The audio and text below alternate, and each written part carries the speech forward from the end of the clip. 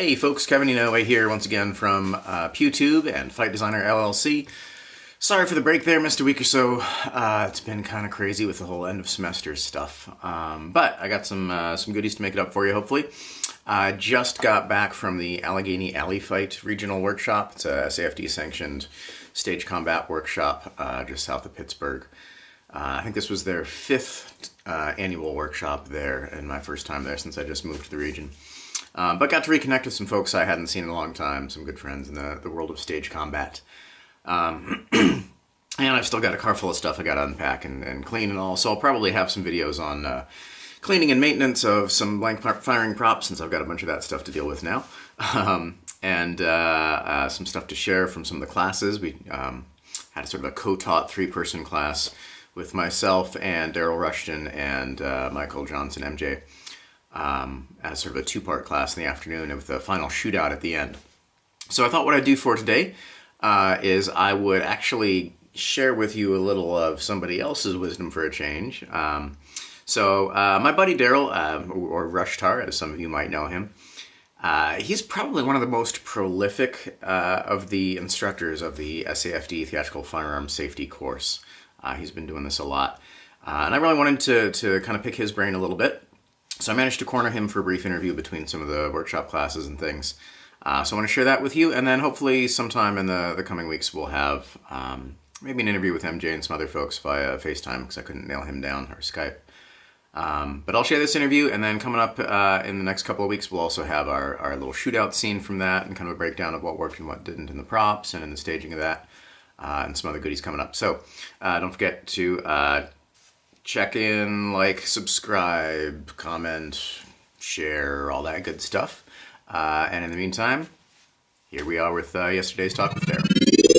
Hey, all right, so I am here today with Rushtar, Darrell Rushton, who is another one of the SAFD Firearms folks. And I thought we'd pick his brain for a little bit because my brain's tired. Hey, y'all. Great to be here on the Pew channel. Yay! So you teach a lot of SAFD Firearms classes. I do. I've taught probably 14 or 15 of them in total now, I think. Prolific. What are your biggest pet peeves and problems that you're trying to address before you send folks out into the world? That's a great question, because I've been thinking about how we're going to teach class together, you and I. So what I usually do when I teach the workshop is I start from safest to most dangerous. And by that I mean I start with inert firearms, dummies, things like Denixes that have working action but can't actually be fired, which is always my personal preference to go on stage. And I talk about that when I teach the class as well. It's like, look, if there's a way to not have a blank gun on stage and it's just as effective, then see if you can find that. Then I work my way through single and double action revolvers because they're generally easier, they fail less often, and then I finally get into teaching semi-automatics and the more complex firearms when you start having decocking hammers and multiple safeties and all this other stuff, you know, none of which actually ever really works on these blank firing firearms. I actually have one that I don't even use a safety on anymore, because if I do and the student fires it, the safety actually shatters and the gun falls apart. Which model is that? That's a Bruni. It's the Bruni 8mm Beretta 92 copy. Yeah. Literally, a student they went bang, and the slide racked and it hit the safety, and the safety's made out of, like, you know, paper or something. It's just a horrible pot metal. The safety just shattered apart, and the top of the gun fell off, and the thing's useless. I keep it for parts, like if something else breaks, I've got another Bruni, and I'll use that one. So yeah, I guess that's how I approach it, you know. And then I'm trying to educate the students that I know are going to go somewhere and walk into a theater and get handed something that's unsafe, you know. And if nothing else, I can go, dude, I don't think this is a good idea. You know, let's find another way. So what do you tend to use most in your professional gigs? It depends, but most often I find that I actually have a front-firing Zeraki revolver that I've never had any issue with. And in fact, the last show I just choreographed was Reefer Madness, and there's 6 shots that have to get timed with music, and that one, like, never broke down ever. And meanwhile, and that's a lot of shots, especially when they have to come in, you know, specific timing with the music, and that one never failed. The other one that failed that rehearsal was a less important shot, as far as the storytelling goes, there's a moment where a cop says, "No, freeze," and they point the gun at an actor and fire once, and they chase him off stage and fire a second time. And I got the rehearsal report that gun failed on the second shot, and that actually happened twice, which was weird because it was a Smith & Wesson licensed Umix replica, which I had literally never had any problem with before, except that one of those, the firing pin actually shattered while a student was firing it at one of the workshops, so it just fell apart inside that firearm. So we took that one apart, pulled the firing pin out completely, put it back together, and taped it with glue. So it's kind of cool because now when I teach, I've got an exact swap out, so I can have a cold gun, hot gun swap out, and I can use it to train.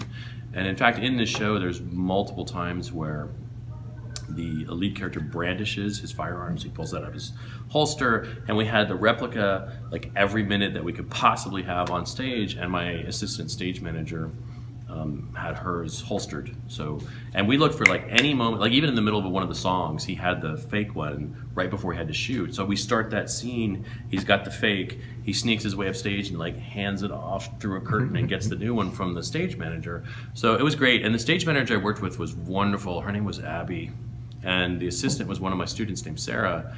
And, you know, Abby was like totally 100% on board with, let's keep the live firearms under as much control by management as we possibly can, and in the actors. And the actors were great. They were totally on board too. They were like, no, dude, whatever you want. You're like, well, however you want to choreograph this, as long as you make us safe. And the lead actor was like superior in his aiming. He never went online ever. And it was a close shot with it was a primer only, but it was a front venter, so there's no way it can be online, even with that. And he was great. I mean, the choreography was effective. It worked great.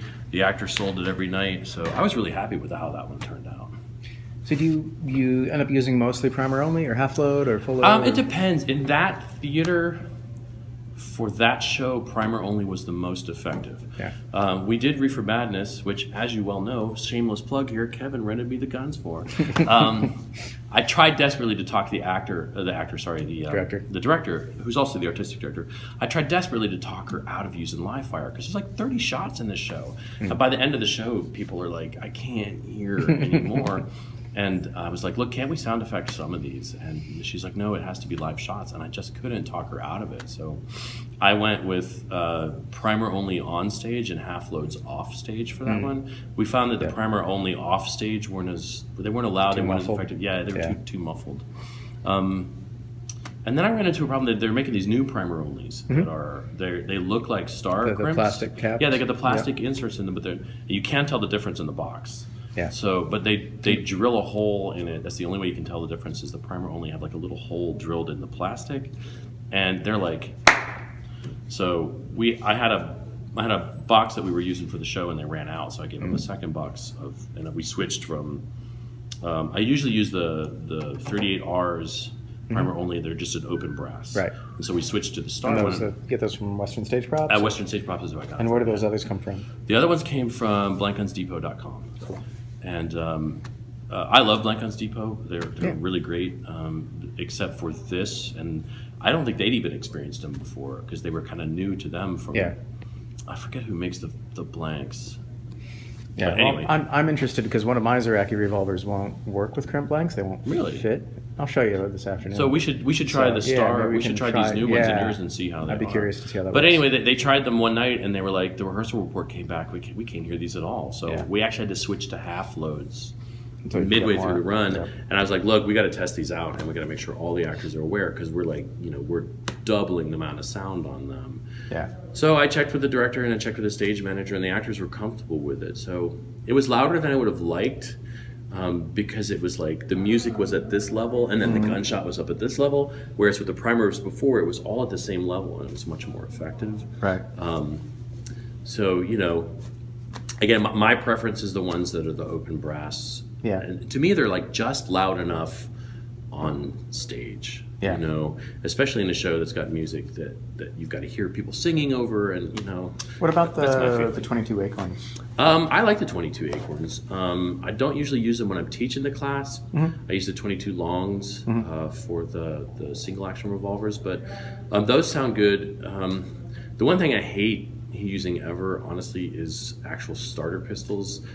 I always have trouble with those, especially with the 22s. Yeah. And then there's one that we have. Traditions brand ones. Yeah, there's one that we have with the department. I want to say it's a Smith & Wesson. I can't remember, but it's a blank gun, and the only thing I can ever, it's a 32 caliber. Yep. And the only thing I can ever find are paper 32 wads. Yep. But it's a wedge at the front, and Yep. I'm like, after 2 shots, there's a pile of paper, and it won't rotate. And I'm like, so I basically just discarded that one. I don't like to use that one. Yep. I don't like to use paper wads in general. That's personal to me. I don't like flying paper coming out of the front of the firearm. I mean, it's bad enough we've got a 4-foot-long flame coming out the front. So I guess one last question. Sure. So we can go get lunch. Awesome. What do you find? We were talking about what some of the props mess up on. What do you find is the most common screw up with your actors?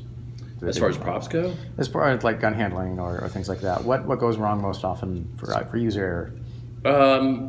When I teach the class, it's ability to rack the slide. It can be anyone, and if they'll either try to ride the slide, or and I'm like, look, trust the spring, let it do what it wants to. I found that people with less hand strength may have trouble. And you can't like grip over the top of a top venter anyway, so you got to use your thumb and your forefinger, which but I found that students don't. So I found to help that, what I've tried to train people is to catch it here in the wedge and to push pull, so that as they're racking, they're pushing a little bit away from themselves with their right hand, or their dominant hand, I guess, if they're using their left hand. But I found that push pull has helped students that struggle with that. But yes, that, and then as far as stage goes, I think, well, 2 things, and they're the same thing: muzzle awareness and venting awareness. I've had so many actors like turn like that and sweep the audience, and again, kudos to the people that I did Reefer Madness with. There was a gun struggle that ended in a shot of another character, so the offstage blank went off when they made the turn towards that actor, and those two actors were so great. I mean, they were like down towards the audience, back up, down. I mean, they were totally safe about where they pointed, even the fake muzzle, which was great. And I really appreciated that with the actors. And most times that doesn't happen for me. Most times I spend a week going, stop muzzle flashing me, please. You're so polite about it. Yeah, well. You don't use. We can't all be Michael Anderson, bro. Miss you, man. Cool. All right. Any last words? Anything you want to say? No, I mean, have fun, be safe. I like training this. Cool. The main reason I got the certification to begin with is because I like training this. I like empowering actors, just like we do in anything with the SFD, but especially with guns. I like empowering actors to be able to go, I don't feel safe with that. Yeah. I don't feel comfortable with that, hire my friend Kevin anyway. He literally wrote the book on it, I want actors to feel like that they can do that they're not afraid to say to a producer or a director, I don't feel safe with that. Yep. Can we hire somebody, or can we change this, or can we look at it, or is there another way? Yep. Yeah. Cool. Well, thank you. Thanks, man. Happy to be here. I started off this workshop teaching a class on consent and stage combat. I'm going to finish it with firearms, but that's a nice way to it still exists. Yeah, right. All of the union rules say you have a right to be shown how this is going to keep you and your scene partner safe, and to say no. And there's a reason those are there. So cool. Thank you. Thanks, Kevin. Good to be here.